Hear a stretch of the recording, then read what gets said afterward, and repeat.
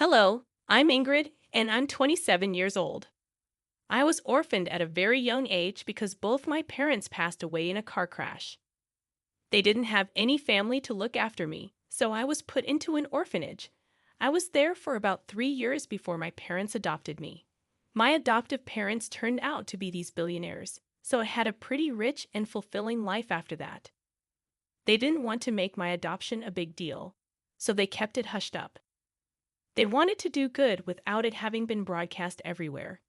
When I turned into an adult and had my own place, the two of them decided that they wanted to expand their business further and took to touring Europe in search of opportunities. It was around this time that I met Patrick, my now ex-husband. We met in college and instantly liked each other. After a couple of conversations, Patrick, a very happy-go-lucky, caring man, made me like him a whole lot more. Our dates led to us becoming an official couple. We had the perfect relationship, although there was one problem. It was no secret that Patrick's family did not like me. The first time I met them, Patrick and I had just graduated college. He waited to introduce me to his parents until we were both well settled in our lives. By that, I mean that we were both working good jobs. Patrick had warned me that his parents tended to be a little judgmental when it came to their children's significant others, and he wanted me to make the best impression I could. I didn't mind, but meeting the parents was nerve-wracking for me. By the time Patrick introduced me to his parents, we had been dating for a good 4 years. In those 4 years, we also got engaged, so I guessed that, in itself, it was going to be a problem for his parents, considering they never even got to know me as his girlfriend.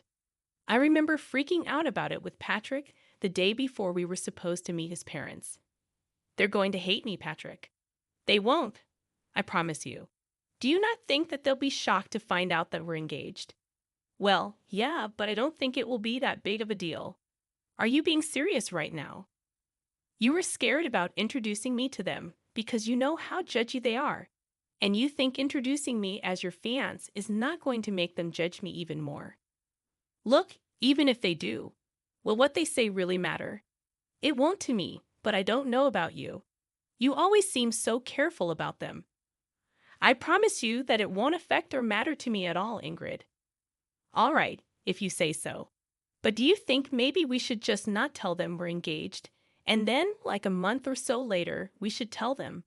Will that make you feel any better about this whole thing? Because I have no problem with either of the options. I think we should hide it just in case. I'll do anything to get on that good side. You have nothing to worry about. I'll be there with you no matter what. Thanks, sweetie. The only reason I had been freaking out so much was that whenever I suggested that Patrick tell his parents about me, he would make a whole fuss about them not going to approve of me. Now, at this point, I began to kind of understand why. You see, Patrick's family were pretty rich, and they loved to live lavishly. They wanted that for their children as well, and the only way they accepted their children dating was if they also mingled with people who were as rich or even richer than them. The way I was living back then was by no means rich according to their standards. I hadn't told Patrick about my family because I didn't see the point of it. Plus, by the time I figured out why he was so adamant about not letting me introduce myself to his parents, I felt like it was even more unnecessary for them to know just who my father was. I wanted them to like me for me and not for my money. I naively believed that they would like me that way, but oh boy was I wrong.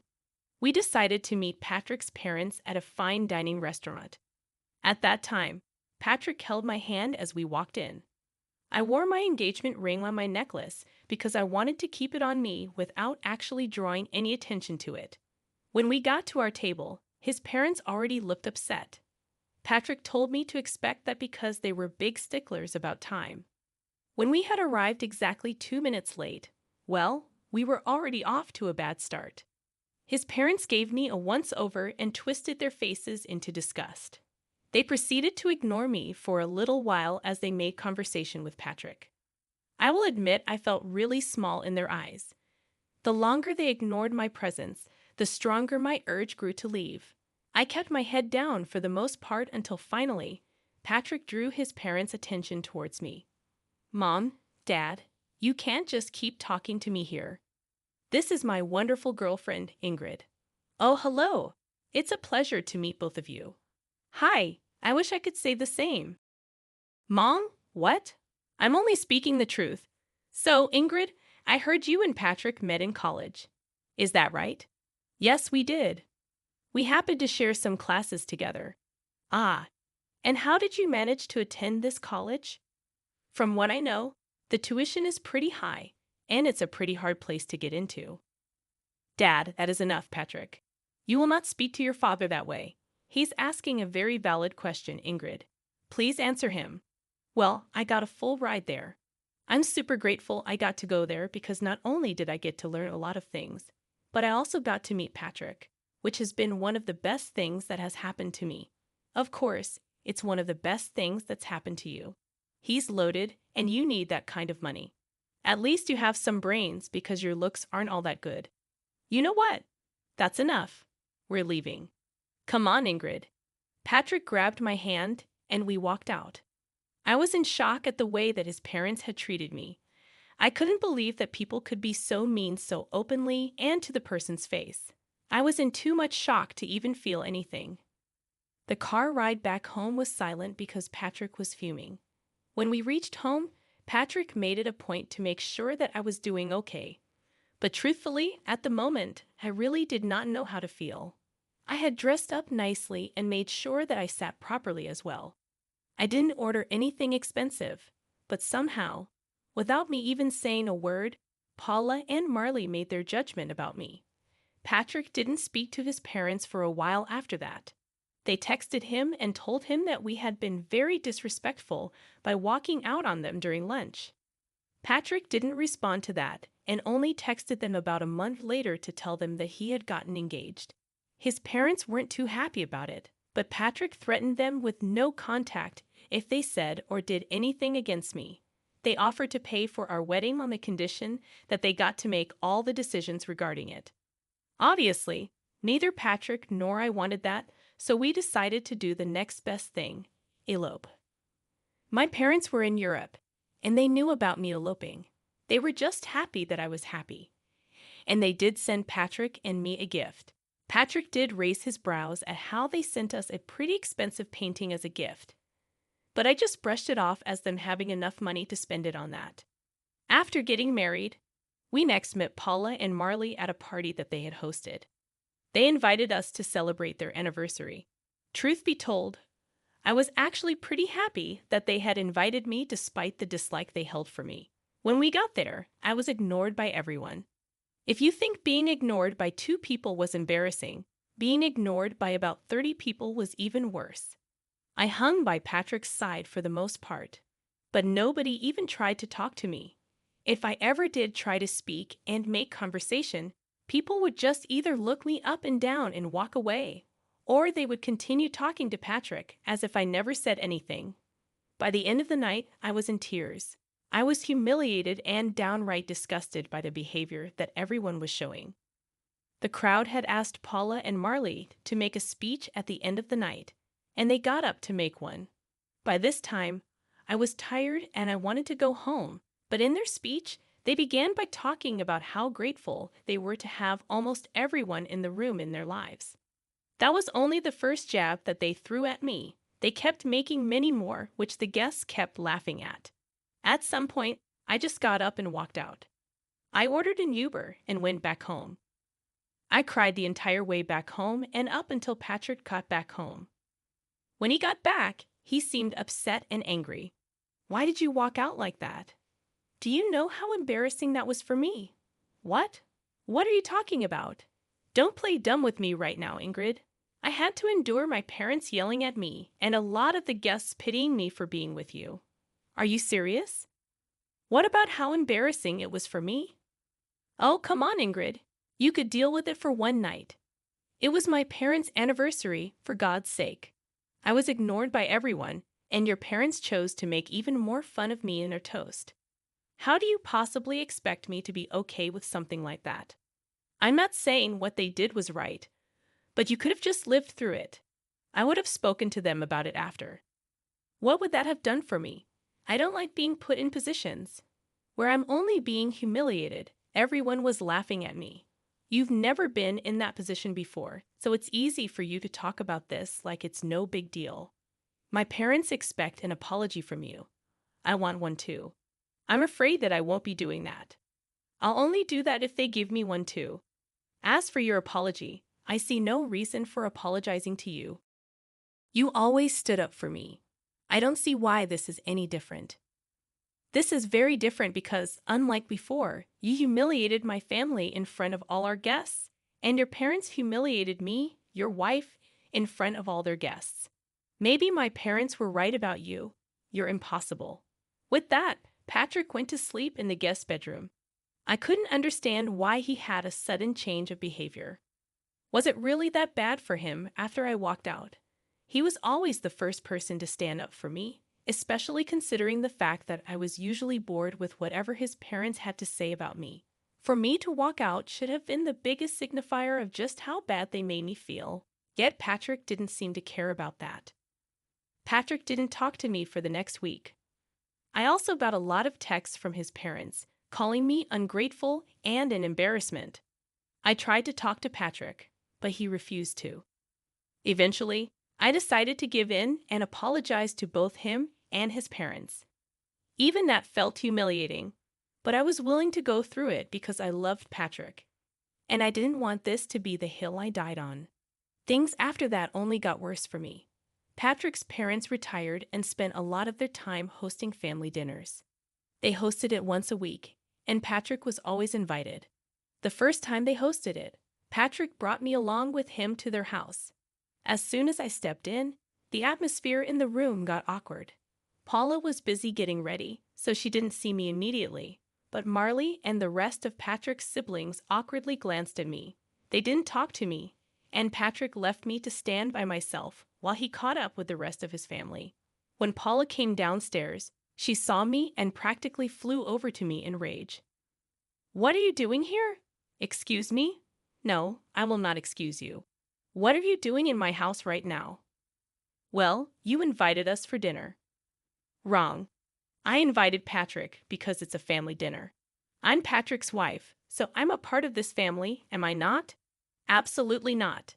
An orphan like you deserves no space in this family." "What? You thought you could hide the detail from us. We do background checks on our children's spouses, and you are not in my son's league whatsoever. I will never accept you here." "Why not?" "That can't be the only thing that determines whether I get to be a part of your family. You're ugly and poor. You'd never fit into our elite circles. I never want to see you again." "Why are you being so superficial? Are you scared that I'll damage your reputation just by existing? Does the fact that I bring your son happiness not satisfy you? If happiness brought in money, a lot of people would be billionaires. This is exactly why you'd never fit in with us. Or maybe I'll just never be as superficial as the rest of you because I value who a person actually is. You never even took the chance to get to know me before casting your judgments on me." "I'm glad I don't fit in with you, Ingrid. That's enough. Here's some money. Get yourself an Uber and leave." I stared at Patrick in shock as he held out the money. He shoved the money in my hands and turned back around towards his mother. She smirked at me. I felt tears spring into my eyes as I turned back around and walked out. I was once again crying in the Uber. I didn't understand why Patrick had changed so drastically. Was this his way of making up to his parents after the party? Whatever it was, I was hurt and angry at him. He was okay with his parents using my past as an insult and defending them instead of me, like he usually did. I wanted to yell and scream, but I knew that would only project a worse image of me and prove them right, which is why I walked away. I tried to think if anything I said was out of line, but I really did not see anything wrong. I was merely standing up for myself, calmly, might I add. After Patrick came back home, he went back to not talking to me. My heart was breaking, and I felt so alone. I knew that he expected another apology, but I couldn't bring myself to do it like the last time.